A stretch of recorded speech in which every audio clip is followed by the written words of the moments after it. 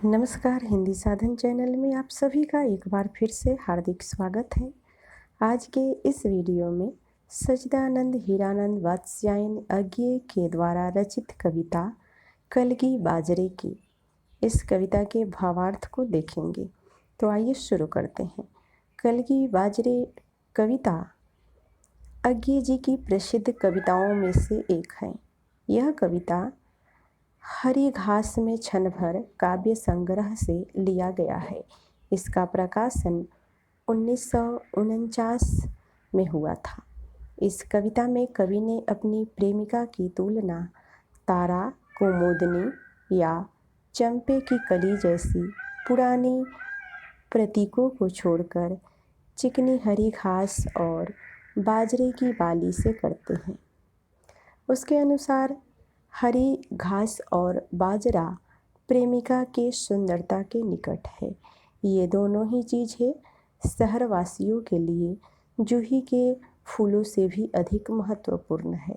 कवि इन दोनों के सादगी भरी शोभा से इतने प्रभावित हैं कि इनके माध्यम से सारी सृष्टि को अपने नज़दीक महसूस करने लगे हैं।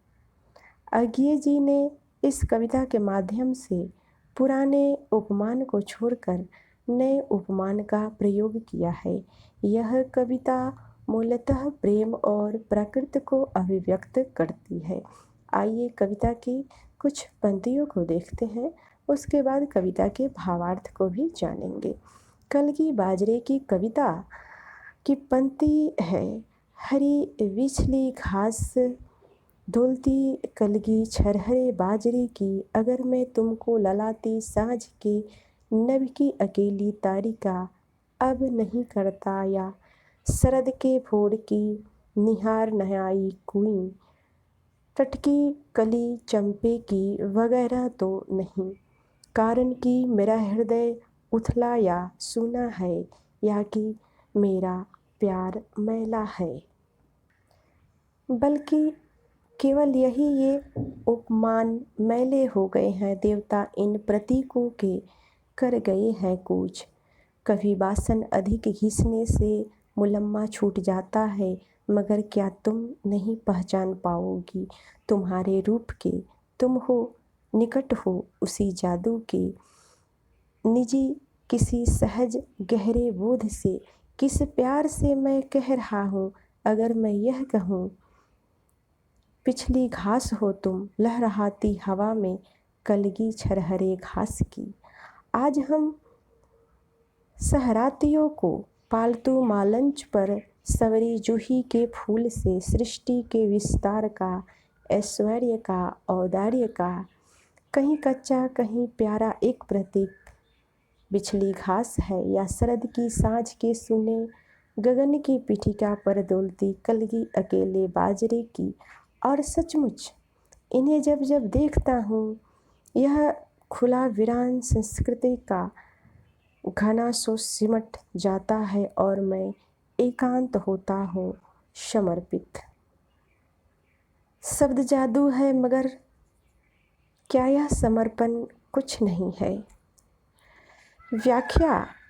इस कविता में कवि अपनी प्रेमिका की तुलना बाजरे की कली से करते हुए प्रश्न करते हैं। कवि अपनी प्रेमिका को चिकनी हरी घास या बाजरे की पतली हिलती हुई बाली कहना चाहते हैं। कवि प्रश्न करते हैं कि अगर मैं तुमको लाल होती हुई शाम के समय आकाश में चमकने वाली तारिका या तारा नहीं कहता, तो मैं तुम्हें शरद ऋतु के सुबह में पाले से ढकी हुई कुमुदनी नहीं कहता, या अभी अभी ताज़ा खिली हुई चंपे की कली भी नहीं कहता।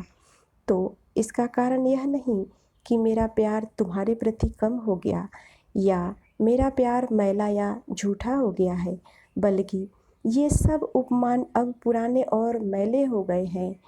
इन प्रतिमानों में अभिव्यक्त करने की जो क्षमता थी, अब वह नष्ट हो गई है। यानी सभी कवियों ने इन सभी प्रतीकों का कई बार प्रयोग किया है, जिससे ये सभी अब पुराने हो गए हैं। जिस तरह बर्तनों को अधिक घिसने से उसकी चमक कम पड़ जाती है। ठीक उसी प्रकार इन सभी उपमानों का अधिक प्रयोग करने से सब भी पुराने हो चुके हैं। यहाँ पर कवि अज्ञेय की इन पंक्तियों से मुझे रामचरितमानस की एक पंक्ति याद आती है कि तुलसीदास सीता की सुंदरता का वर्णन करते हैं, पुष्प वाटिका प्रसंग का है। तो उस समय वे कहते हैं लिखते हैं, किस उपमा का करऊं बखाना, सब उपमा कवि करे जुठारी। तो इस प्रकार से चलिए आगे बढ़ते हैं। कवि अपने प्रेमिका से प्रश्न करते हैं, क्या क्या तुम यह पहचानती हो तुम्हारे करीब, तुम्हारे रूप के निकट। सिर्फ इसलिए इन पुराने उपमाओं के साथ कवि ने उनकी तुलना नहीं की है। तुम्हारे इस रूप के जादू के कारण मैं अपनी सहज गहरे भाव बोध से प्यार से यह कह रहा हूँ। अगर मैं तुमसे कहता हूँ कि तुम पिछली हरी घास में लहराती बाजरे की कली हो, हम शहरी लोगों ने पाले हुए बगीचे में जूही के फलों को लगाया है। यह हरी घास सृष्टि का विस्तार है और यही समृद्धि, ऐश्वर्य, संपन्नता, शक्ति, सहनशीलता, सभा का प्रतीक है। यह बिछड़ी हुई घास इस संसार में सफलता, सच्चाई, प्यार का प्रतीक है। यह शरद ऋतु की संध्या के समय सुने आकाश पर डोलती हुई बाजरे की कलगी उन जूही के फूलों से सुंदर है। जब जब मैं घास बाजरे की कलगी को देखता हूँ तो सचमुच संपूर्ण संसार वीरान होता हुआ दिखाई देता है। इस संस्कृति का समापन और भी सिमटा हुआ प्रतीत होने लगता है और तुम्हें स्वयं को अकेले ही समर्पित कर देता हूँ। कवि कहते हैं कि शब्द जादू है, इससे अपनी भावनाओं को अभिव्यक्ति मिलती है। कवि अपनी प्रेयसी से प्रश्न करते हैं, क्या संपूर्ण कुछ नहीं है? क्या इसका कोई मोल नहीं है? क्या संसार के प्रति किया गया संपूर्ण कुछ नहीं है? कवि ने अंतिम कुछ पंक्तियों में प्रकृति के प्रति अपनी अथाह प्रेम को दर्शाया है और वे इन्हीं पंक्तियों से एक प्रश्न उठाते हैं कि क्या यह समर्पण कुछ नहीं है? जो मैं अपनी प्रेमिका के प्रति भाव रखता हूँ उसका कोई मोल नहीं।